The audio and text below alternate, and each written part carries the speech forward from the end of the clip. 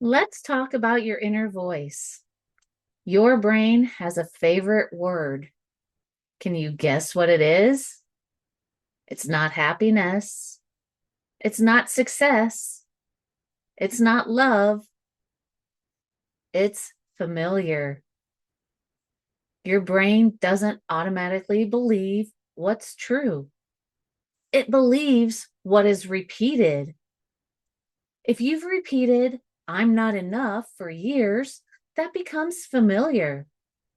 Now imagine hearing, I trust myself every morning in your own voice every night.